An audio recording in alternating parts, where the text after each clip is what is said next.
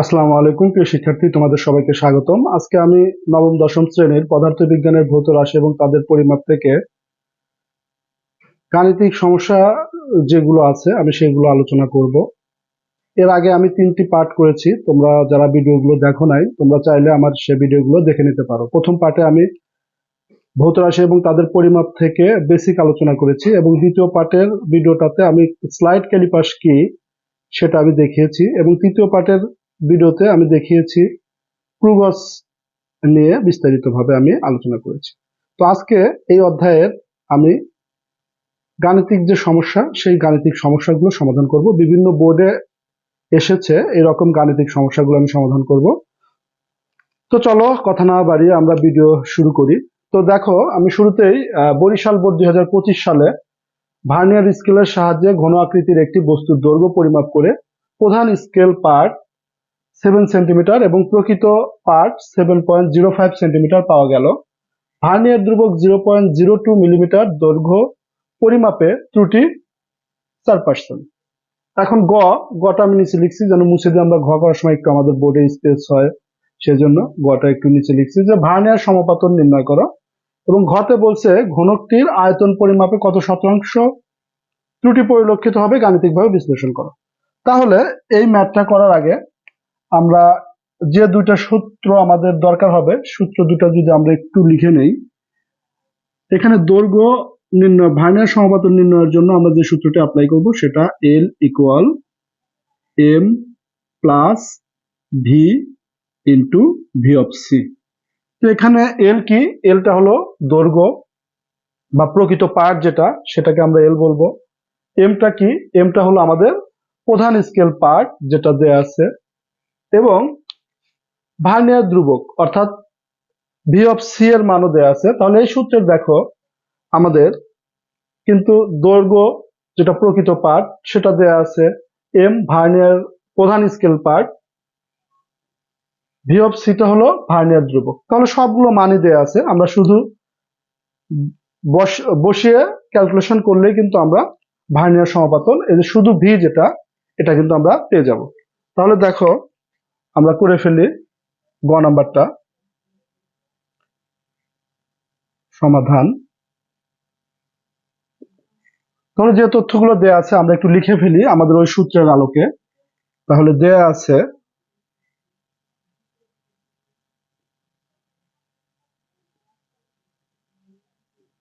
কি কি দেয়া আছে, আমাদের প্রধান স্কেল পার্ট দেয়া আছে।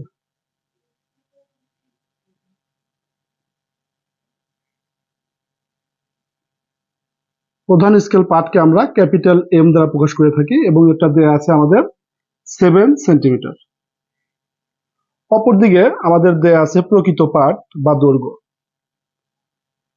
প্রকৃত পার্ট বা দৈর্ঘ্য যেটাকে আমরা ক্যাপিটাল এল দ্বারা লিখে থাকি, সেটা 7.05 সেন্টিমিটার।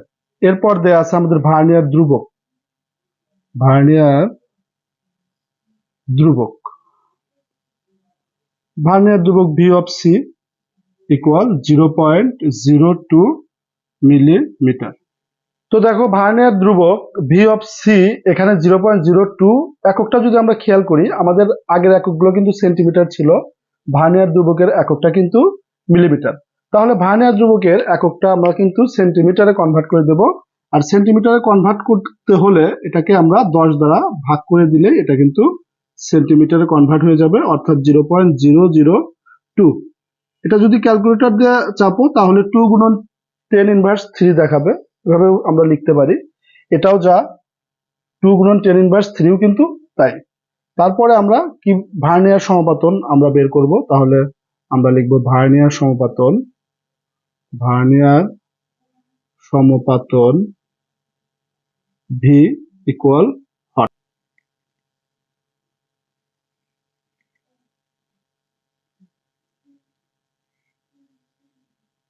আমরা জানি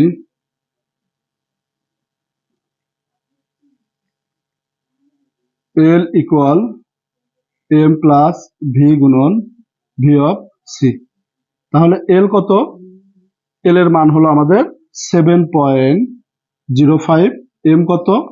এম হলো আমাদের শুধু 7, ভিটা আমরা জানি না, ভি অফ সি আমাদের 0.002। তারপরে আমরা 7টাকে যদি বামে নিয়ে আসি দেখো, তাহলে এসে বিয়োগ হবে, তাহলে ভি গুণন 0.002, এটা বিয়োগ করলে আমাদের হবে 0.05, আর এটা ভির সাথে গুণন অবস্থা আছে, আমরা যদি বামে দিয়ে দিই তাহলে এটা কিন্তু ভাগ হবে। তাহলে আমরা যদি ভাগ করি তাহলে আমাদের কিন্তু হবে হলো, তাহলে এটা ভাগ করলে আমাদের হবে 25। তাহলে এটাই কিন্তু হবে আমাদের ভার্নিয়ার সমপাতন। আর ভার্নিয়ার সমপাতনের কিন্তু একক হয় না, কারণটা কি, যে এখানে যখন আমরা ভাগ করছি দেখো, এই যে এইটা আমাদের কি ছিল, দৈর্ঘ্য বা প্রকৃত পার্ট, যেটার একক ছিল সেন্টিমিটার, তার মধ্যে থেকে আমরা 7কে এনে বিয়োগ করেছি, 7টাও কিন্তু সেন্টিমিটার ছিল, তাহলে সেন্টিমিটার থেকে সেন্টিমিটার বাদ দিলে হয়তো মানের কম বেশি হয়েছে, আগে 7.05 ছিল, সেখান থেকে 7 বাদ দিয়েছি আমরা, তাহলে 0.05 একক কিন্তু সেন্টিমিটারই ছিল। আবার এই যে এটা ভার্নিয়ার ধ্রুবকের একক কিন্তু সেন্টিমিটারই আমরা এই যে কনভার্ট করছিলাম, তাহলে উপর নিচের সেন্টিমিটার সেন্টিমিটার আমাদের কাটাকাটি হয়ে যাবে, যার কারণে ভার্নিয়ার সমপাতনের আর কোনো একক থাকে না। তো আশা করি তোমরা বুঝতে পেরেছো। তো এখন আমরা ঘ নাম্বারটা সমাধান করব। দেখো, ঘ নাম্বারে ঘনকটির আয়তন পরিমাপে কত শতাংশ ত্রুটি পরিলক্ষিত হবে গাণিতিকভাবে বিশ্লেষণ করো। ত্রুটি পরিলক্ষিত হবে অর্থাৎ এখানে আমাদের আপেক্ষিক ত্রুটিটা আমরা বের করব। আপেক্ষিক ত্রুটি নির্ণয়ের সূত্রটা আমরা একটু লিখে নেই, যে আপেক্ষিক ত্রুটি সমান আমরা কি কি লিখতে পারবো। তাহলে আপেক্ষিক ত্রুটি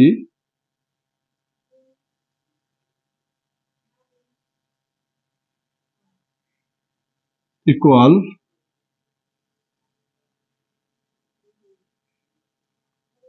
চূড়ান্ত ত্রুটি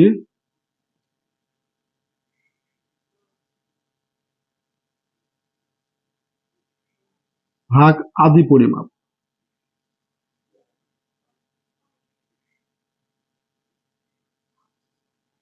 গুণন 100%। তো আসলে এই আপেক্ষিক ত্রুটি ইকুয়াল চূড়ান্ত ত্রুটি ভাগ আদি পরিমাপ। আদি পরিমাপটা কি, চূড়ান্ত ত্রুটিটাই বা কি? চূড়ান্ত ত্রুটিটা হলো, এখানে আমাদের খেয়াল করতে হবে ঘনকটির আয়তন পরিমাপে। ঘনকটা তোমরা যদি ঘনকের কথা যদি যারা ঘনক কি না বুঝে থাকো, ঘনকটা হলো, আমরা তো সবাই ইটকে চিনি তাই না, ইট যদি আমরা চিন্তা করি, ইটও কিন্তু একটা ঘনবস্তু, কিন্তু এটা আয়তাকার ঘনবস্তু। তাহলে শুধু ঘনক যদি লেখা থাকে, আয়তাকার ঘনবস্তুর বৈশিষ্ট্যটা কি, যার দৈর্ঘ্য থাকবে, প্রস্থ থাকবে, উচ্চতা থাকবে। অর্থাৎ আয়তাকার ঘনবস্তুটার বৈশিষ্ট্য হলো যে দৈর্ঘ্য, প্রস্থ, উচ্চতা আলাদা আলাদা মানের হবে, দৈর্ঘ্যটা একটু বেশি হবে, প্রস্থটা একটু কম হবে, উচ্চতা এই দুটার থেকে আলাদা কোনো মান হবে। তাহলে এই দৈর্ঘ্য, প্রস্থ, উচ্চতার যদি ভিন্নতা যখন থাকবে, তখন সেই ঘনবস্তুটাকে বলবো আমরা আয়তাকার ঘনবস্তু। অপরদিকে শুধু ঘনক বললে আমাদের বুঝতে হবে যে এর দৈর্ঘ্য যতখানি, প্রস্থও ততখানি, উচ্চতাও কিন্তু ঠিক ততখানি। যখন তিনটা জিনিস দৈর্ঘ্য, প্রস্থ এবং উচ্চতা সমান হবে, তখন সেটাকে আমরা শুধু ঘনক হিসেবে চিনে থাকি।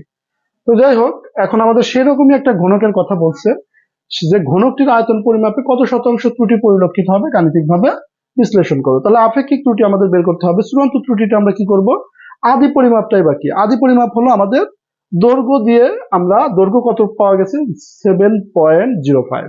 তাহলে এই 7.05 এটা কিন্তু আমাদের দৈর্ঘ্য। তাহলে এই দৈর্ঘ্য দিয়ে, দৈর্ঘ্য যদি 7.05 হয়, তাহলে প্রস্থও কিন্তু 7.05 হবে এবং উচ্চতাও কিন্তু 7.05 হবে। তাহলে আয়তনটা কি, দৈর্ঘ্য গুণন প্রস্থ গুণন উচ্চতা। যেহেতু দৈর্ঘ্যকেও যদি আমরা এ দ্বারা প্রকাশ করে থাকি, প্রস্থকেও যদি এ দ্বারা প্রকাশ করে থাকি, উচ্চতাকেও যদি এ দ্বারা প্রকাশ করে থাকি, কারণ এখানে তিনটাই যেহেতু সমান, এজন্য আমরা এ কিউব লিখতে পারি আয়তন। তাহলে এইটা দিয়ে আমরা যে আয়তন বের করব সেটা হবে আমাদের আদি আয়তন, যেটাকে আমরা আদি পরিমাপ হিসেবে চিনে থাকবো। এখন এখানে যদি ক্ষেত্রফলের কথা লিখতো, তাহলে আমরা নিচে আদি পরিমাপ হিসেবে আদি ক্ষেত্রফলটা ব্যবহার করতাম।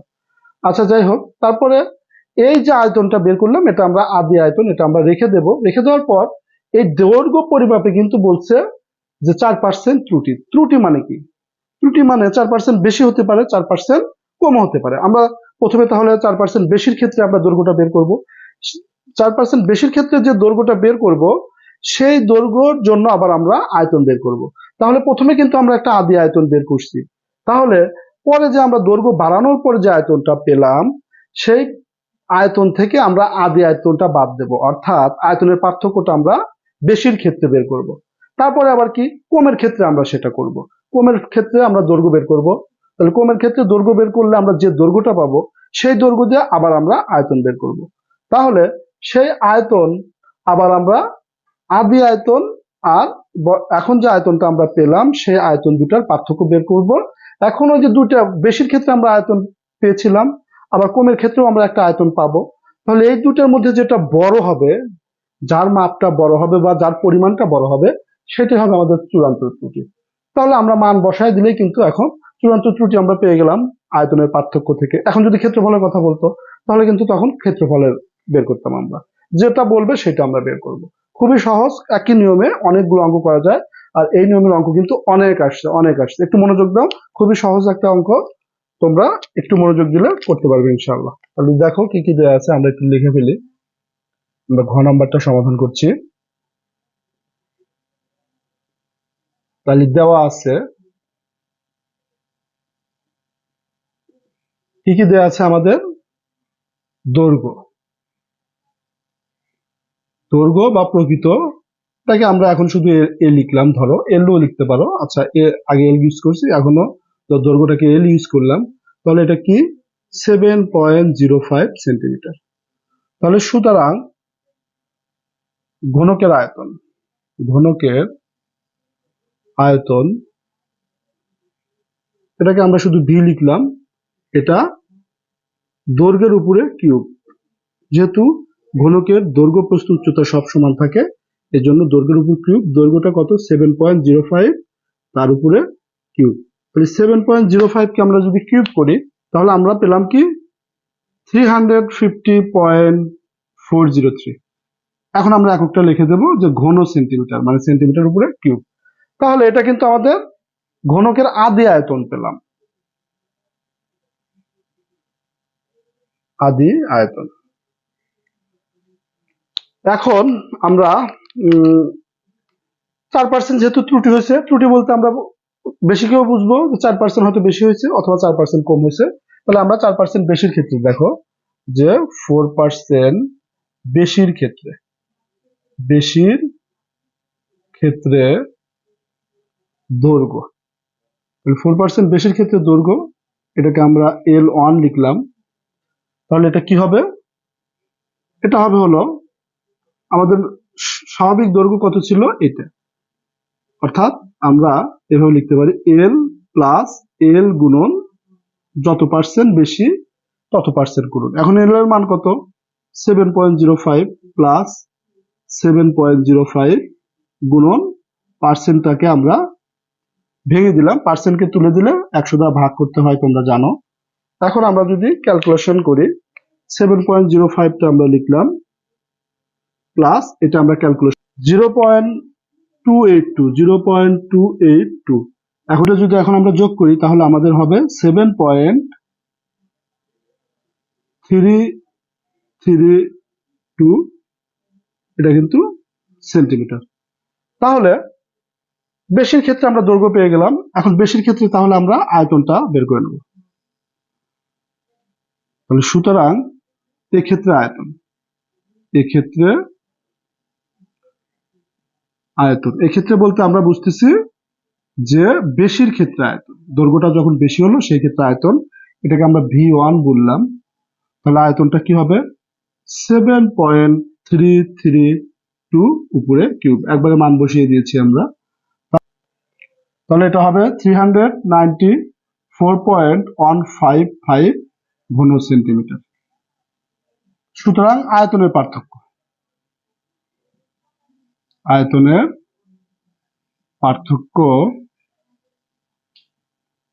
তাহলে বড় যেটা সেটা আমরা আগে রাখবো, আদি আয়তনের সাথে পার্থক্যটা সবসময়, এটা হলো 350 আর এটা হলো 394, তাহলে এটাই আমাদের বড় মান। তাহলে এটা আগে লিখলাম বিয়োগ দিয়ে 350.403। এখন এটা বিয়োগ করলে আমরা পাবো 43.752 ঘন সেন্টিমিটার। বেশির ক্ষেত্রে আমরা দৈর্ঘ্য বের করছি। এখন কমের ক্ষেত্রে 4% কমের ক্ষেত্রে, তাহলে 4% কমের ক্ষেত্রে দৈর্ঘ্য, তাহলে কমের ক্ষেত্রে দৈর্ঘ্য, এটাকে আমরা L2 লিখলাম ধরো। তাহলে L2 কি হবে? দৈর্ঘ্য আমাদের প্রাথমিক বা প্রকৃত মান ছিল এটা, তাহলে বিয়োগ, কমের ক্ষেত্রে বিয়োগ, বেশির ক্ষেত্রে যোগ, তাহলে 7.05 গুণন 4%। সমানটা একটু বামে দিই আমরা, 7.05 মাইনাস 7.05 গুণন 4/00। তো এটা কিন্তু আমরা আগে ক্যালকুলেশন করেছিলাম, যেটুকু ক্যালকুলেশন করলে আমরা 0.282 পেয়েছিলাম। তাহলে এখানেও কিন্তু সেটাই পাবো, 7.05 মাইনাস 0.282। তাহলে 7.05 এর মধ্যে থেকে যদি আমরা 0.282 কে মাইনাস করি 6 পয়েন্ট, তাহলে আমাদের আসবে 6.768 সেন্টিমিটার।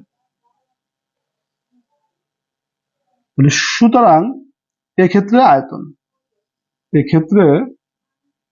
আয়তন আমাদের কি হবে? আয়তন এখানে V2 ইকুয়াল L2 এর উপরে কিউব, আর L2 এর মান সরাসরি আমরা 6.68 এর উপরে কিউব দিয়ে দিব। তাহলে এটাকে যদি আমরা কিউব করি,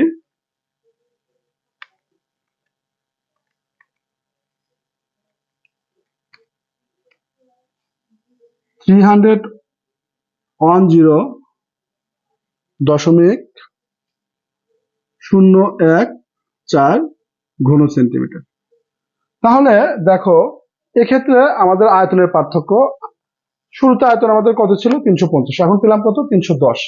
তাহলে সুতরাং আয়তনের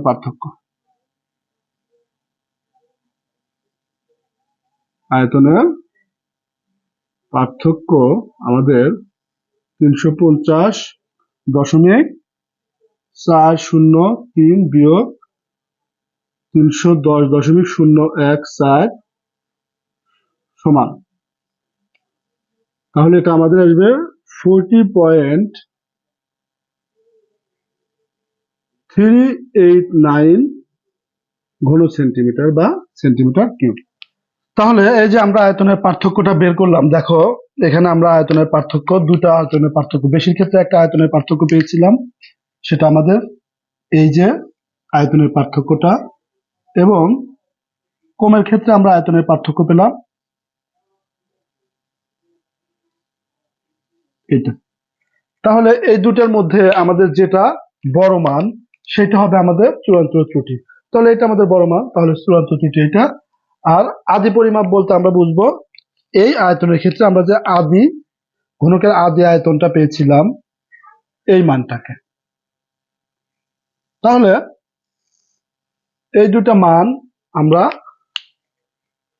আমাদের এটা নিতে হবে চূড়ান্ত ত্রুটি হিসেবে, আর আদি পরিমাপ এটা নিতে হবে, বসালেই কিন্তু আমাদের অঙ্ক শেষ হবে। তাহলে এখন আমরা লিখবো ওই সূত্রটা লিখবো, যে আমরা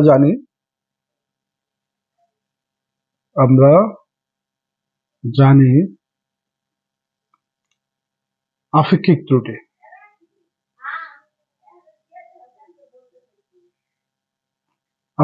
ত্রুটি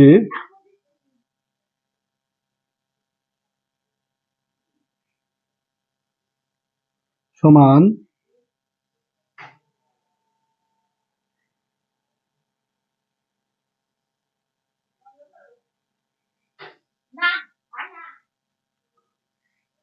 তাহলে আমরা জানি আপেক্ষিক ত্রুটি সমান চূড়ান্ত ত্রুটি ভাগ আদি পরিমাপ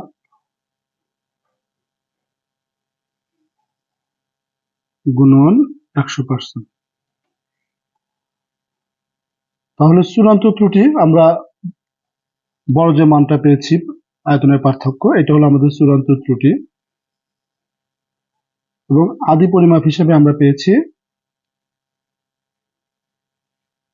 350.403 ইন্টু 100%।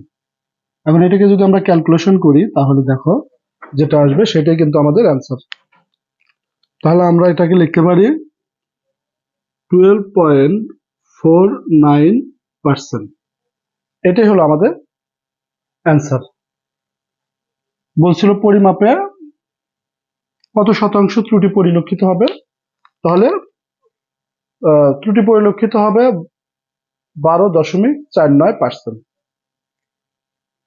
তো দেখো, এখানে আমি দিনাজপুর বোর্ড 2025 সালে যে কোশ্চেনটা আসছিল সেটা লিখে রাখছি। এখানে বলছে কি, স্লাইড ক্যালিপাসের সাহায্যে একটি বস্তুর দৈর্ঘ্য পরিমাপে প্রধান স্কেল পার্ট 9.96 সেন্টিমিটার এবং ভার্নিয়ার সমাপতন 8 পাওয়া গেল। যন্ত্রটির প্রধান স্কেলের 19 দাগ ভার্নিয়ার স্কেলের 20 দাগের সমান।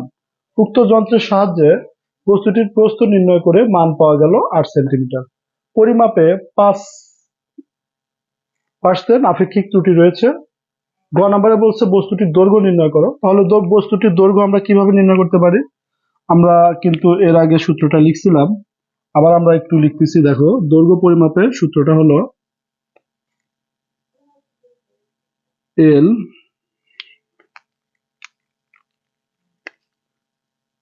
Capital L equal capital M plus V গুণন ভি অফ সি। এটা হলো আমাদের সূত্র। আমরা এটা সূত্র 1 দিলাম আর এটাকে সূত্র 2 দিলাম। এখন এই 2 নাম্বার সূত্র সাহায্যে আমরা বস্তুটির দৈর্ঘ্য নির্ণয় করব, যেখানে এল নির্ণয় করতে হবে আমাদের। তার আগে আমাদের জানতে হবে প্রধান স্কেল পার্ট এম। তাহলে আমাদের প্রধান স্কেল পার্ট কিন্তু বলা আছে যে প্রধান স্কেলের পার্ট এটা 9.96 সেন্টিমিটার এবং ভার্নিয়ার সমাপতন শুধু ভিটা হলো ভার্নিয়ার সমাপতন। তাহলে ভার্নিয়ার সমাপতন এই ভির মানটা দেয়া আছে। তাহলে লাগবে কি ভি অফ সি, মানে ভার্নিয়ার ধ্রুবক। যন্ত্রটির প্রধান স্কেলের 19 দাগ ভার্নিয়ার স্কেলের 20 দাগের সমান। তার মানে হলো যে এখানে যদি এরকম থাকে যে প্রধান স্কেলের 19 দাগ ভার্নিয়ার স্কেলের 20 দাগের সমান, অথবা প্রধান স্কেলের 29 দাগ ভার্নিয়ার স্কেল 30 দাগের সমান, তাহলে আমরা সবসময় মনে রাখবা যে 1 হলো 1 ভাগের পরিমাণ। তাহলে 1কে আমরা মোট ঘর সংখ্যা, ভার্নিয়ার স্কেলের মোট দাগের সংখ্যা বা ঘর সংখ্যা দ্বারা ভাগ করলে আমরা ভার্নিয়ার ধ্রুবক পেয়ে যাব। অর্থাৎ 1 ভাগ 20 দিলে, যদি এখন বলতো 29 ভাগ 30 ভাগের সমান, বা 39 ভাগ 40 ভাগের সমান, বা 49 ভাগ 50 ভাগের সমান, তাহলে কি করতাম? 1 দিয়ে যদি 30 দাগের সমান হতো তাহলে 1 ভাগ 30 দিয়ে আমরা ভার্নিয়ার ধ্রুবক বের করতাম। যদি 40 দাগের সমান হতো তাহলে 1 ভাগ 40 দিয়ে আমরা ভার্নিয়ার ধ্রুবক বের করতাম। যদি 50 দাগের সমান হতো, যে 49 ঘর 50 ঘরের সমান, বা 49 দাগ 50 দাগের সমান, তাহলে 1কে আমরা 50 দ্বারা ভাগ করতাম। অর্থাৎ এখানে লাস্টে যে দাগের, মানে ভার্নিয়ার স্কেলের যত দাগের সমান হবে 1-এর নিচে সেই সংখ্যাটা আমাদের বসাতে হবে। বসায় ক্যালকুলেশন করলে আমরা যেটা পাবো সেটি হলো ওই স্কেলের জন্য ভার্নিয়ার ধ্রুবক। তাহলে দেখো, আমরা গ নাম্বারটা এখন সমাধান করব। গ নাম্বারে আমাদের কি কি দেয়া আছে আমরা যদি একটু লিখে ফেলি, তাহলে দেয়া আছে আমাদের প্রধান স্কেল পার্টটা দেয়া আছে। প্রধান স্কেল পার্ট, প্রধান স্কেল পার্ট, এটাকে আমরা ক্যাপিটাল এম দ্বারা লিখি। কত বলছে? 9.96 সেন্টিমিটার। তারপরে ভার্নিয়ার সমাপতন, ভার্নিয়ার সমাপতন ভি ইকুয়াল 8। ভার্নিয়ার ধ্রুবক, ভার্নিয়ার ধ্রুবক ভি অফ সি, তাহলে 1 ভাগ আমাদের ভার্নিয়ার স্কেলের মোট দাগের সংখ্যা, সেটা হলো আমাদের 20, অর্থাৎ এস বাই এনও দ্বারাও প্রকাশ করা হয় একে। তাহলে আমরা যদি এটা ক্যালকুলেশন করি তাহলে এটা আসবে আমাদের 0.05। এটা কিন্তু অবশ্যই মিলিমিটারে আসবে। ভার্নিয়ার ধ্রুবক যখন আমরা বের করব, কারণ এক ঘরটা হলো মিলিমিটারে আছে আর নিচের ঘর সংখ্যায় তো কোনো একক হয় না, তাহলে এটা আমাদের মিলিমিটার এককে আসবে। এই মিলিমিটার এককে আমরা সেন্টিমিটারে কনভার্ট করে দেবো 10 দ্বারা ভাগ করে। তাহলে 10 দ্বারা যদি আমরা ভাগ করি তাহলে এটা আসবে সেন্টিমিটার। তাহলে 0.005 হবে সেন্টিমিটার। কেউ যদি এটাকে বৈজ্ঞানিক পদ্ধতিতে 5 গুণন 10 ইনভার্স 3 সেন্টিমিটার লাগে, তাও কিন্তু এটাও কিন্তু তাই, সেম জিনিস। এখন আমরা সূত্র অ্যাপ্লাই করব। তাহলে আমরা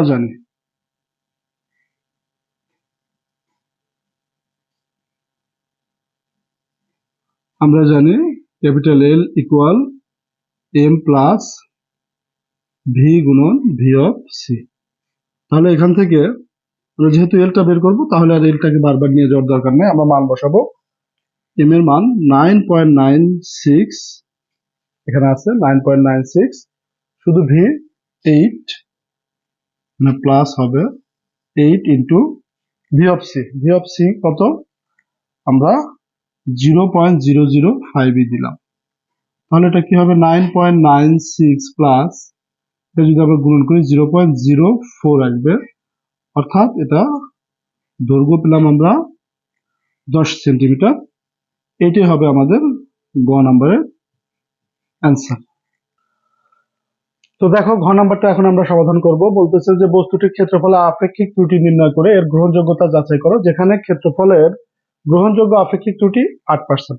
অর্থাৎ আমরা আপেক্ষিক ত্রুটি যেটা বের করেছিলাম এই যে 1 নম্বর সূত্রের মাধ্যমে, চূড়ান্ত ত্রুটি ভাগ আদি পরিমাপ গুণন 100%, এই মানটা যদি আমাদের 8% এর মধ্যে থাকে, 8% বা তার চেয়ে কম থাকে, তাহলে আপেক্ষিক বস্তুটির ক্ষেত্রফলে আপেক্ষিক ত্রুটি গ্রহণযোগ্য। আর যদি 8% এর চেয়ে বেশি হয়ে যায়, তাহলে আপেক্ষিক ত্রুটি গ্রহণযোগ্য নয়। তাহলে চলো দেখি আমরা কিভাবে এটা সমাধান করা যায়। তাহলে সমাধান, তাহলে যেহেতু ক্ষেত্রফলের কথা বলছে, তার মানে আমাদের এটা দৈর্ঘ্য গুণন প্রস্থ দিয়ে আমরা ক্ষেত্রফলটা বের করে নেব। তাহলে দেওয়া আছে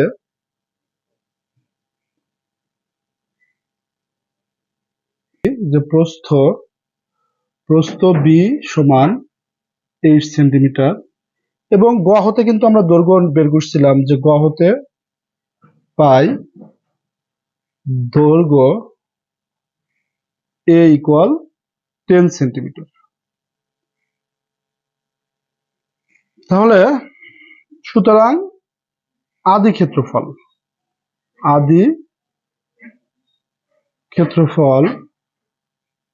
দেখে আমরা শুধু এ লিখলাম, দৈর্ঘ্য গুণন প্রস্থ, তাহলে এ গুণন বি, তাহলে এর মান আমাদের 10 এবং বি 8, অর্থাৎ 80 বর্গ সেন্টিমিটার। এটা হলো আমাদের আদি ক্ষেত্রফল। এখন ক্ষেত্রফল পরিমাপে বলছে, পরিমাপে 5% আপেক্ষিক ত্রুটি রয়েছে, অর্থাৎ দৈর্ঘ্য পরিমাপে 5% আপেক্ষিক ত্রুটি, প্রস্থ পরিমাপে 5% আপেক্ষিক ত্রুটি। অর্থাৎ আমরা 5% বেশির ক্ষেত্রে আমরা দৈর্ঘ্য বের করব, 5% বেশির ক্ষেত্রে প্রস্থ বের করব। সেটা দিয়ে আমরা আবার ক্ষেত্রফল বের করব। বের করার পরে ক্ষেত্রফলের পার্থক্যটা বের করব। তারপরে আবার 5% কমের ক্ষেত্রে আমরা দৈর্ঘ্য বের করব, 5% কমের ক্ষেত্রে আমরা প্রস্থ বের করব। সেই কমের ক্ষেত্রে আবার আমরা ক্ষেত্রফল বের করব, তারপর ক্ষেত্রফলের পার্থক্য বের করব। এই ক্ষেত্রফল দুটোর পার্থক্যের মধ্যে যেটা বড় সেটা হবে আমাদের চূড়ান্ত ত্রুটি, আর আদি পরিমাপ হবে আমাদের আদি ক্ষেত্রফলটা। তো দেখো, তাহলে এখন আমরা লিখব 5% বেশির ক্ষেত্রে,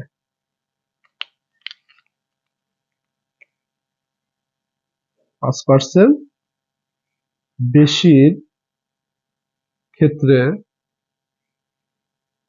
দৈর্ঘ্য, 5% বেশির ক্ষেত্রে দৈর্ঘ্যটাকে আমরা A1 লিখলাম। সেটা কত? আগে ছিল আমাদের দৈর্ঘ্য 10 প্লাস 10 গুণন 5%। তার মানে হলো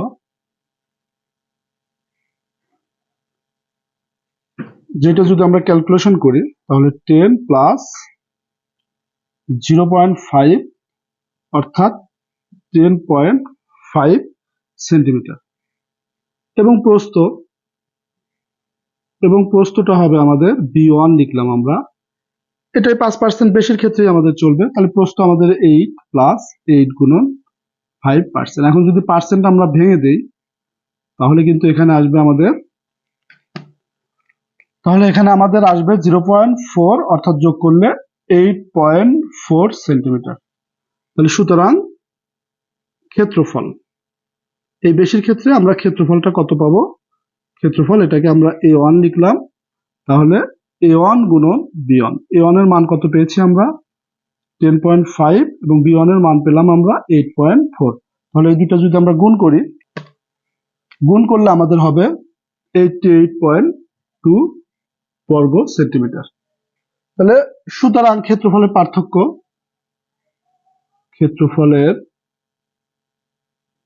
পার্থক্য তাহলে আমাদের এই দুটার ক্ষেত্রফলের মধ্যে বড় কে? আমাদের এটা বড়, তাহলে এটা আমরা আগে লিখব। তাহলে 88.2 মাইনাস 80, তাহলে পার্থক্যটা আমরা পেলাম। তাহলে দেখো পার্থক্যটা আমরা পাবো 8.2 সেন্টিমিটার স্কোয়ার।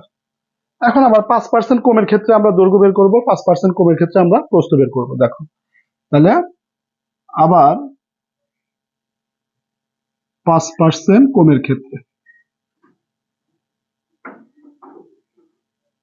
তাহলে 5% কমের ক্ষেত্রে আমাদের দৈর্ঘ্য, এটাকে আমরা A2 লিখলাম। তাহলে দৈর্ঘ্য আমাদের ছিল 10, 5% কমের ক্ষেত্রে আমাদের মাইনাস হবে, তাহলে 10 গুণন 5%। তাহলে এটা কিন্তু আমরা অলরেডি আগেই বের করে রাখছিলাম যে এটা 0.5 হয়, অর্থাৎ 10 মাইনাস 0.5 অর্থাৎ 9.5 সেন্টিমিটার হবে আমাদের দৈর্ঘ্য। এবং প্রস্থটা হবে, প্রস্থ আমরা যদি B2 লিখছিলাম, তাহলে এখানে 8 মাইনাস 8 গুণন 5% অর্থাৎ 8 মাইনাস 0.4 অর্থাৎ 7.6 সেন্টিমিটার। সুতরাং ক্ষেত্রফল আমরা A2 লিখলাম, তাহলে A2 গুণন B2। এখন A2 কত? A2 9.5 গুণন B2 কত? 7.6। তাহলে এই দুটো যদি আমরা গুণ করি তাহলে আমাদের আসবে 72.2 বর্গ সেন্টিমিটার। এখন আমরা ক্ষেত্রফলের পার্থক্য আবার বের করব। ক্ষেত্রফলের পার্থক্য আমাদের এই আদি ক্ষেত্রফলের সাথে আমরা কম্পেয়ার করে লিখব। দেখো তোমরা এটা একটু তুলে নাও, আমি মুছে দিচ্ছি, মুছে দিয়ে আমি লিখছি। দেখো তাহলে আমাদের কোন মানটা লাগবে? ক্ষেত্রফলের পার্থক্য বের করছি আমরা একটা, এইটা আমাদের কিন্তু লাগবে। তারপর আমাদের লাগবে আদি পরিমাপ, যেটা এই যে এখানে আমরা আদি পরিমাপটা বের করছি, এই মানগুলো কিন্তু আমাদের লাগবে। তাহলে এই অংশগুলো রেখে আমরা বাকিগুলো মুছে দিতে পারি। লিখবো, আমি এখান থেকে লিখছি যে সুতরাং ক্ষেত্রফলের পার্থক্য।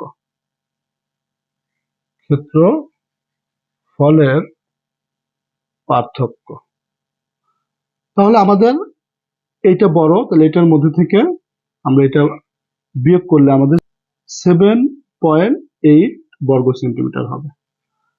তাহলে ক্ষেত্রফলের পার্থক্য, দুটা পার্থক্যের মধ্যে আমাদের বড় মান কোনটা আমরা যদি খেয়াল করি, এই যে এটা ছিল আমাদের ক্ষেত্রফলের পার্থক্য, এবং আমরা আর একটা পার্থক্য পেলাম এইটা। তাহলে এই দুটার মধ্যে আমরা দেখতে পাচ্ছি এটাই বড়, তাহলে এটাই হবে আমাদের চূড়ান্ত ত্রুটি। তাহলে সুতরাং চূড়ান্ত ত্রুটি আমরা লিখব 8.2 বর্গ সেন্টিমিটার। এখন আমরা জানি আপেক্ষিক ত্রুটির যে সূত্রটা আছে, আমরা জানি এই যে 1 নম্বরে লিখে রাখছি আপেক্ষিক ত্রুটি। তাহলে আপেক্ষিক ত্রুটি সমান, আমরা মানগুলো একবারে বসিয়ে দেই। চূড়ান্ত ত্রুটি আমাদের 8.2, আমাদের আদি পরিমাপ কত পেয়েছি আমরা? এই যে আদি পরিমাপ আমাদের 80 গুণন 100%, এটা আমরা ক্যালকুলেশন করলে পাবো 10.25%। তাহলে আমাদের বলছিল কি যে পরিমাপে ক্ষেত্রফলের গ্রহণযোগ্য আপেক্ষিক ত্রুটি 8%। তাহলে যেহেতু আপেক্ষিক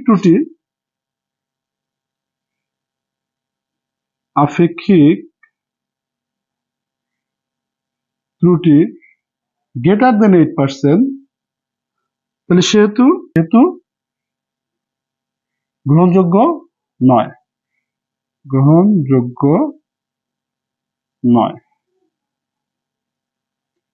তো এটাই আমাদের। তো এখন আমরা চট্টগ্রাম বোর্ড 2024 সালে যে কোশ্চেনটা আসছিল সেটা সমাধান করব। এর আগে আমি যে দুইটা কোশ্চেন সলভ করেছি ওই দুটা নিয়মের মধ্যেই তোমাদের ম্যাক্সিমাম হয়ে যাবে, বা ওই দুটো নিয়মের মধ্যেই তোমরা ইনশাল্লাহ কমন পাবে। তারপর আমরা একটি ব্যতিক্রমী ধর্মী করব, এটা সেই ব্যতিক্রমী ধর্মী।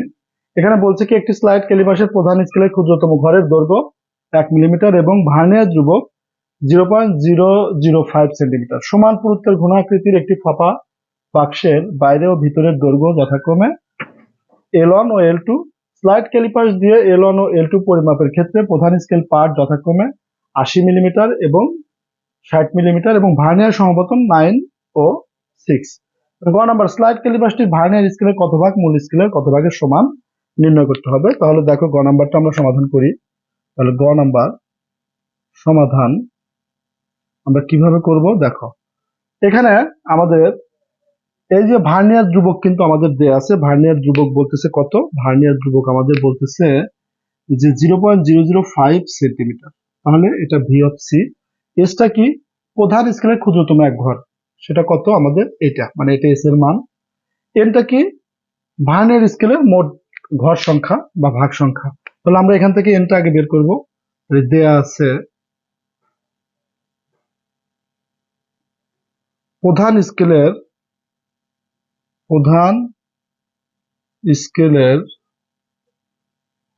এক ঘরের দৈর্ঘ্য,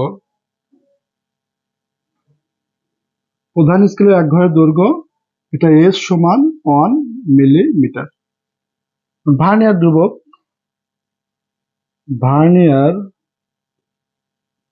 ধ্রুবক V of C equal 0.005 centimetre. এখন যদি এককটা খেয়াল করি, প্রধান স্কেলের এক ঘরের দৈর্ঘ্য কিন্তু মিলিমিটারে দেয়া আছে আর ভার্নিয়ার ধ্রুবক সেন্টিমিটার। তাহলে এটাকে সেন্টিমিটার করব অথবা এটাকে মিলিমিটার করব। তো এটাকে আমরা মিলিমিটার করি, 10 দ্বারা গুণ করলে এটা মিলিমিটার হয়ে যাবে। তাহলে 10 দ্বারা গুণ করলাম, আমরা মিলিমিটার হয়ে গেল। তাহলে 0.05 মিলিমিটার এটা আমরা পেলাম। এখন আমরা জানি তাহলে ভার্নিয়ার স্কেলের মোট ঘর সংখ্যা, ভার্নিয়ার স্কেলের মোট ঘর সংখ্যা সেটা এন ইকুয়াল হোয়াট আমরা বের করব। আমরা জানি V of C equal S divided N. তাহলে আমরা যদি এনটাকে এই পাশে নিয়ে আসি তাহলে গুণন হবে, এসটা ওই পাশে থাকবে। এখন যদি আমরা এনটাকে রাখি তাহলে ভি অফ সি ওই পাশে এস এর নিচে যা ভাগ হবে। তাহলে আমরা যদি এস এবং ভি অফ সি এর মান বসিয়ে দেই, এসটা হলো আমাদের 1, ভি অফ সি হলো আমাদের 0.05। তাহলে সুতরাং এন এর মান পেলাম আমরা 20। এখন আমরা এন এর মান 20 পেলাম, মানে হলো যে আমরা ভার্নিয়ার স্কেলের মোট ঘর সংখ্যা জেনে গেলাম 20। এখন আমরা ভার্নিয়ার ধ্রুবকের আরেকটা সংজ্ঞা আমার পার্ট 1 এ যখন আমি আলোচনা করেছি তখন ভার্নিয়ার ধ্রুবকটা আসলে কি সেটা নিয়ে আমি কথা বলেছি, বাট সেই সংজ্ঞাটা আমি সেখানে বলেছি। আবার আমি বলছি যে ভার্নিয়ার ধ্রুবক হলো যে ভার্নিয়ার স্কেলের ক্ষুদ্রতম এক ঘর প্রধান স্কেলের ক্ষুদ্রতম এক ঘরের চেয়ে কতটুকু ছোট সেই পরিমাণটাকে আমরা ভার্নিয়ার ধ্রুবক বলে থাকি। তাহলে সেই সংজ্ঞাটাকে কাজে লাগিয়ে এখানে আমরা দেখো, তাহলে আমরা জানি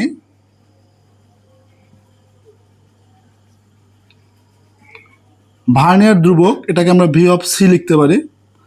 তাহলে প্রধান স্কেলের ক্ষুদ্রতম এক ভাগ প্রধান স্কেলের ক্ষুদ্রতম এক ভাগ বিয়োগ ভার্নিয়ার স্কেলের ক্ষুদ্রতম এক ভাগ। ভার্নিয়ার স্কেলের ক্ষুদ্রতম এক ভাগ। তাহলে এখন ভি অফ সি, এটা কিন্তু আমরা জানি ভি অফ সি কত। ভি অফ সি আমাদের 0.05। প্রধান স্কেলের ক্ষুদ্রতম এক ভাগও কিন্তু আমরা জানি, প্রধান স্কেলের ক্ষুদ্রতম এক ঘর বা এক ভাগ এটা কিন্তু অন। তাহলে ভার্নিয়ার স্কেলের ক্ষুদ্রতম এক ভাগ আমরা জানি না, আমরা রেখে দিলাম। ভার্নিয়ার স্কেলের ক্ষুদ্রতম এক ভাগ। তাহলে এখন যদি ভার্নিয়ার স্কেল ক্ষুদ্রতম এক ভাগকে আমরা এই পাশে নিয়ে আসি তাহলে প্লাস হবে, আর এটাকে ওই পাশে নিয়ে গেলে মাইনাস হবে। অর্থাৎ আমরা ভার্নিয়ার স্কেলের ক্ষুদ্রতম এক ভাগ, তোমরা এখানে সমান দিতে পারো, আমি একটু নিচে দিলাম কারণ দেখতে সমস্যা হতে পারে। তাহলে 1 মাইনাস 0.05 অর্থাৎ 0.95 মিলিমিটার হলো ভার্নিয়ার স্কেলের ক্ষুদ্রতম এক ভাগের পরিমাণ। তাহলে ভার্নিয়ার স্কেলের মোট ঘর সংখ্যা আছে কত বা ভাগ সংখ্যা আছে কত? 20। তাহলে সুতরাং এক ভাগের পরিমাণ যদি এত হয় তাহলে ভার্নিয়ার স্কেলের 20 ভাগের দৈর্ঘ্য, 20 ভাগের দৈর্ঘ্য কি হবে? তাহলে এই 20 দিয়ে আমরা এই 20 গুণন 0.95 দিলে কত হবে? 19 মিলিমিটার। অর্থাৎ আমরা ভার্নিয়ার স্কেলের 20 ভাগের দৈর্ঘ্য হলো 19 মিলিমিটার। এখন আমরা জানি কি প্রধান স্কেলের এক ভাগ সমান কিন্তু 1 মিলিমিটার। তাহলে 1 মিলিমিটার সমান আমরা লিখব প্রধান স্কেলের এক ভাগ। তাহলে প্রধান স্কেলের এই 19 মিলিমিটারে আসলে কয় ভাগ হয় সেটা আমরা বের করব। তাহলে আমরা এই পাশে একটু মুছে দিচ্ছি। দেখো, প্রশ্ন মতে আমরা লিখতে পারি যে প্রশ্ন মতে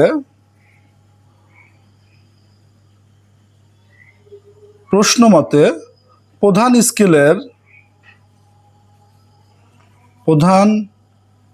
স্কেলের 1 মিলিমিটার সমান এক ভাগ, কারণ এক ভাগের পরিমাণে কিন্তু 1 মিলিমিটার, সেটা আমাদের কোশ্চেনে কিন্তু বলে দিয়েছিল। এই যে এখন তাহলে প্রধান স্কেলের যদি আমরা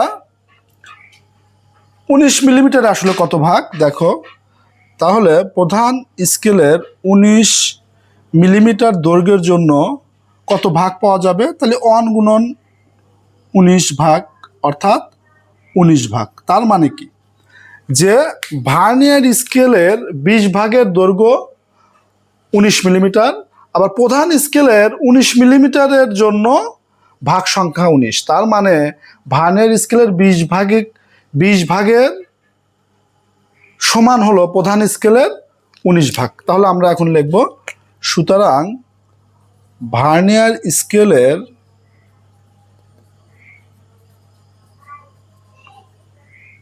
20 ভাগের সমান প্রধান স্কেলের 19 ভাগ। প্রধান স্কেলের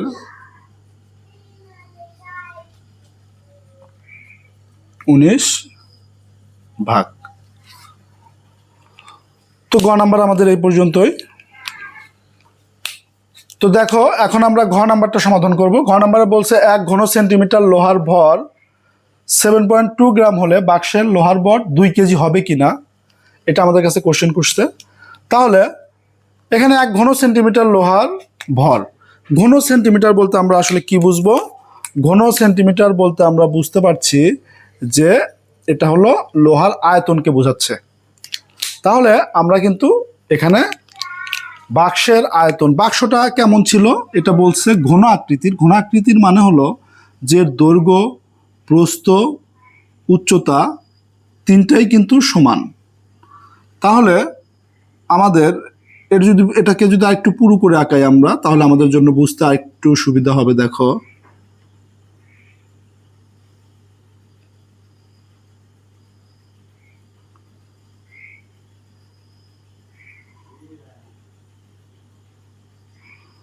তাহলে এই যে বাইরের যে প্রান্ত, এই বাইরের প্রান্তটাকে কিন্তু এখান থেকে এইটুকু বলতেছে ওরা এলন, উদ্দীপকে কিন্তু এইটাকে বলতেছে এলন। আর ভিতরের যে এই যে অংশটা এখান থেকে এই পর্যন্ত, এটাকে কিন্তু বলা হচ্ছে, এই দৈর্ঘ্যটা হলো L2। তাহলে এই L1 এবং L2 আমরা বের করব। দেখো L1টা আসলে কত। তাহলে বাইরের ক্ষেত্রে আমাদের কি কি তথ্য দেয়া আছে? বাইরের ক্ষেত্রে আমাদের দেয়া আছে প্রধান স্কেল পার্ট দেয়া আছে। তাহলে প্রধান স্কেল পার্ট, এই যে 1 নম্বর সূত্র, এখানে এম এর মান, ভির মান এবং ভিসির মান। তাহলে প্রধান স্কেল পার্ট এটাকে ক্যাপিটাল এম, যেহেতু আমরা দুইটা ক্ষেত্রে বাইরে এবং ভিতরে, এটাকে আমরা M1 লিখলাম। তাহলে M1 কত? এখানে দেয়া আছে 80 মিলিমিটার। তারপরে আমরা কি লাগবে আমাদের? শুধু ভিটা হলো ভার্নিয়ার সমপাতন। তাহলে ভার্নিয়ার সমপাতন আমরা লিখব। ভার্নিয়ার সমপাতন আমরা শুধু ভি ইকুয়াল লিখতে পারি ভার্নিয়ার সমপাতন 9, এর কোনো একক হয় না।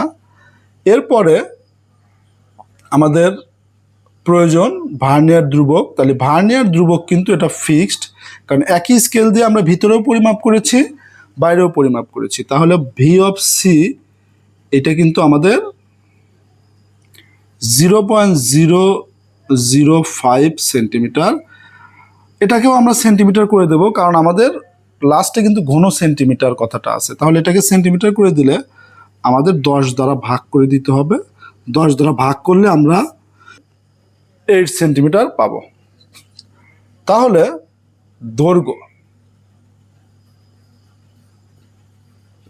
দৈর্ঘ্য পাবো আমরা L1 ইকুয়াল হট। তাহলে আমরা জানি ওই 2 নাম্বার সূত্রটা আমরা অ্যাপ্লাই করব, যে আমরা জানি, তাহলে এখানে আমরা L1 লিখলাম। L1 তাহলে M1 প্লাস V1, এটাকে আমরা 1 লিখি, গুণন ভি অফ সি। তাহলে এখন মানগুলো যদি আমরা বসাই, M1 কত আমাদের 8 প্লাস V1 কত আমাদের 9 এবং 0.005। তাহলে এটা আমাদের কত হচ্ছে? 8 প্লাস 0.045, অর্থাৎ আমরা পাচ্ছি 8.045 সেন্টিমিটার। বের করব। তাহলে সুতরাং এক্ষেত্রে আয়তন, এক্ষেত্রে মানে কি বাইরের ক্ষেত্রে, তাই না? এক্ষেত্রে আয়তন, তাহলে যেহেতু দৈর্ঘ্য প্রস্থ উচ্চতা সবই একই, তাহলে আয়তন আমরা প্রতীক ইউজ করলাম না, এখানে দৈর্ঘ্যের উপরে কিউব। তাহলে দৈর্ঘ্য কত? 8.045 তার উপরে কিউব। তাহলে এটাকে কিউব করলে আমাদের কত হচ্ছে দেখো, 520.689 ঘন সেন্টিমিটার। এটা পেলাম আমরা বাইরের ক্ষেত্রে আয়তন। এখন ভিতরের ক্ষেত্রে আমরা বের করব অনুরূপভাবে। তাহলে দেখো এখন আবার ভেতরের ক্ষেত্রে, তাহলে ভেতরের ক্ষেত্রে আমরা এই মানগুলো লিখে ফেলবো। প্রধান স্কেল পার্ট এটা লিখলাম না আমি অত, এটাকে M2 লিখলাম। কত সেটা? প্রধান স্কেল পার্ট ছিল 60 মিলিমিটার। তাহলে 60 মিলিমিটার, এটাকে আমরা সেন্টিমিটার করে দেব। 10 দ্বারা ভাগ করলে এটা সেন্টিমিটার হয়ে যাবে, অর্থাৎ 6 সেন্টিমিটার হবে। তারপরে আমাদের কি লাগবে? ভার্নিয়ার সমপাতন, আমরা এটাকে V2 লিখলাম। ভার্নিয়ার সমপাতন এখানে কত বলছে? এখানে বলছে 6, তাহলে এখানে আমরা 6 লিখলাম। তারপরে ভার্নিয়ার ধ্রুবক সেম, তাহলে ওটা আমরা লিখলাম না, আমরা জানি দিয়ে সূত্রটা অ্যাপ্লাই করব। এখন যেহেতু দৈর্ঘ্য L2 আর এটা M2 plus V2 into V of C, তাহলে M2 কত? M2 আমাদের 6 প্লাস V2 কত? 6 এবং এটা কত ছিল, ভার্নিয়ার ধ্রুবকটা ছিল আমাদের 0.005। তাহলে এটা যদি আমরা ক্যালকুলেশন করে দেই তাহলে আমাদের আসবে 6 প্লাস 0.03 অর্থাৎ 6.03 সেন্টিমিটার। তাহলে আয়তন, এক্ষেত্রে আয়তন, সুতরাং এক্ষেত্রে আয়তন পাবো আমরা। তাহলে দৈর্ঘ্যের উপরে কিউব, এখানে দৈর্ঘ্য আমাদের L2, তার উপরে কিউব, তাহলে এই 6.03 তাকে যদি আমরা কিউব করি তাহলে আমরা পাবো তাহলে 219.256। এখন এই আয়তনটা আমরা কার কার আয়তন পেলাম? আমরা পেলাম হলো এটা ঘন সেন্টিমিটার বা সেন্টিমিটার উপর কিউব। আমরা পেলাম এই শুরু থেকে শেষ পর্যন্ত আয়তন পেলাম এবং ভিতরের এই প্রান্ত থেকে এই প্রান্ত। তাহলে এখন যদি এই শুরু থেকে এই শেষ প্রান্তের মধ্যে থেকে ভিতরের অংশ বাদ দেই তাহলে কিন্তু আমরা এই লোহা, এইটাই যে কালো দাগ পুরুত্ব দিয়ে দেওয়া আছে, কালো দাগটা মোটা করে দেওয়া আছে, এটা লোহা। তার মানে এখন আমরা লোহার আয়তন পাবো। তাহলে আমরা লিখব সুতরাং লোহার আয়তন, তাহলে লোহার আয়তন, তাহলে বাইরের আয়তনের মধ্যে থেকে আমরা ভিতরের আয়তনকে বাদ দিয়ে দেব। তাহলে এখানে 520.689 বিয়োগ 219.256 আমরা যদি বিয়োগ করি তাহলে পাবো, তাহলে আমাদের আসবে 301.433 ঘন সেন্টিমিটার। এটা হলো পেলাম আমরা লোহার আয়তন। এখন তাহলে আমাদের বলে দিছে কি 1 ঘন সেন্টিমিটার লোহার ভর এত গ্রাম। তাহলে এত ঘন সেন্টিমিটার, এই যে এটাই মানে ঘন সেন্টিমিটার, এটা প্রতীকের মাধ্যমে লিখছি আমরা, আর বাংলা হলো ঘন সেন্টিমিটার। তাহলে ঐকিক নিয়মে আমরা 1 ঘন সেন্টিমিটার লোহার ভর এত গ্রাম, তাহলে সুতরাং 301.433 ঘন সেন্টিমিটার লোহার ভরটা আমরা এর সাথে গুণন দিলে পেয়ে যাব। গ্রামে আসবে, গ্রামটাকে 1000 দিয়ে ভাগ করলে কেজিতে কনভার্ট হবে। তাহলে দেখো এখানে আমি মুছে দিচ্ছি এই অংশটা। প্রশ্নানুসারে আমাদের প্রশ্নে যে কথাটা বলছে, প্রশ্নানুসারে আমাদের বলছে কি যে 1 ঘন সেন্টিমিটার লোহার ভর, 1 ঘন সেন্টিমিটার লোহার ভর 7.2 গ্রাম। তাহলে সুতরাং আমাদের কত ঘন সেন্টিমিটার? ওই যে শেষে 301.433 ঘন সেন্টিমিটার লোহার ভর। তাহলে 7.2 গুণন 301.433 গ্রাম। তাহলে এটা যদি আমরা গুণ করি তাহলে আমরা পাবো তাহলে 2170.32 গ্রাম। এটাকে কেজিতে কনভার্ট করতে চাইলে আমাদের 1000 দ্বারা ভাগ করলে এটা কেজি হয়ে যাবে। তাহলে 1000 দ্বারা আমরা ভাগ করলাম, এটা এখন কেজি হয়ে যাবে। তার মানে 2.1702 কেজি। তাহলে আমাদের কোশ্চেনে কি বলছিল যে 1 ঘন সেন্টিমিটার লোহার ভর 7.2 গ্রাম হলে বাক্সের লোহার ভর 2 কেজি হবে কিনা। তাহলে আমরা লিখবো 1 ঘন সেন্টিমিটার লোহার ভর 7.2 গ্রাম হলে বাক্সের লোহার ভর 2 কেজি অপেক্ষা বেশি হবে। এটা 2 এর চাইতে কিছুটা বেশি আছে। তো দ্যাটস ইট। তাহলে প্রিয় শিক্ষার্থী, আজকের ভিডিও এখানে শেষ করছি। যদি ভিডিওটি তোমাদের ভালো লেগে থাকে তাহলে লাইক, শেয়ার এবং সাবস্ক্রাইব করতে ভুলবে না। আর যদি কোনো কিছু বুঝতে সমস্যা হয় তাহলে কমেন্টের মাধ্যমে আমাকে জানাবে। তো আজকে পর্যন্তই। সবাই ভালো থাকো, সুস্থ থাকো। আল্লাহ হাফেজ।